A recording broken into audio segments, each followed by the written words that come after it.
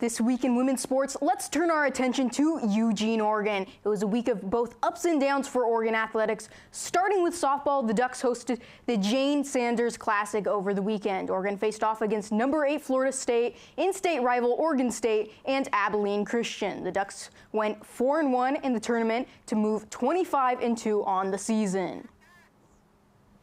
Starting out, Bracy Rosa, the hero of the weekend, blasted a 2-run homer into center field. It would be the only offense the Ducks had on Friday over number 8 Florida State.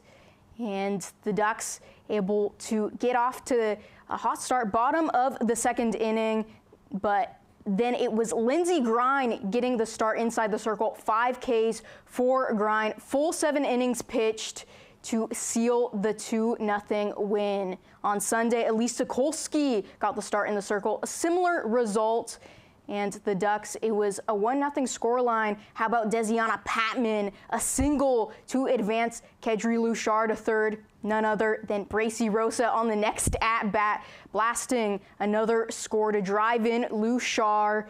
And Kedri Luchard getting the catch out in center field to seal the victory. 2 top 15 wins for Oregon over the weekend, both against Florida State, and the Ducks were rolling. Oregon also defeated Abilene Christian in consecutive games, including when it scored a program record 15 runs in the first inning to close out the Jane Sanders Classic. The Ducks head to Washington this weekend to play the Huskies and Seattle University.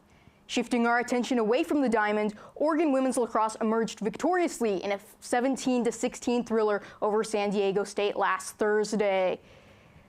And it was a rocky start for Oregon. 13 seconds was all it took for the Aztecs to find the back of the cage in a 6-0 beginning to the game, getting past Cassidy Eckert, who started at goalie. Kate Shields, the freshman, came in later on, but Kylie Manser sparking a little bit of momentum heading into halftime for Oregon, still trailing 11-6, but coming out of the locker room. The Ducks, it was Gabby Santucci to knot up the score at 12 apiece. Bri Carrasquillo giving Oregon its first lead of the game. Carrasquillo, look at that, just past 1, 2, 3, 4 defenders. Notched a career-high 6 goals, but Shields was the final hero of the game on Thursday. Off the shaft of her stick, the Ducks able to complete the comeback victory, 17-16, the final. Oregon women's basketball's NCAA tournament hopes crumbled at the Big Ten tournament. The Ducks played the Indiana Hoosiers in the second round of the Big Ten tournament. And similar to lacrosse, Oregon women's basketball, a slow start. It was a 23-11 first quarter for the Ducks, and the Hoosiers, Yarden Garzone leading the way, 18 points. Ducks turned it over at the bottom of the first quarter, and Sydney Parrish, the former Duck, able to get past the defender Amina Muhammad, and looking pretty effortless in the first half for the Hoosiers. Ducks wouldn't let up.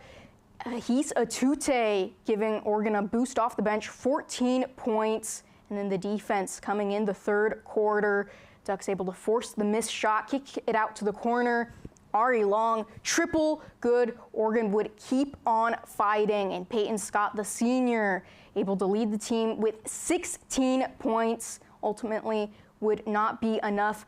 Falatea a 3 at the end of the game, but Oregon would fall 78-62. The Ducks will have to wait for Selection Sunday on March 23rd to see if their name is called. For DuckTV Sports, I'm Lily Crane.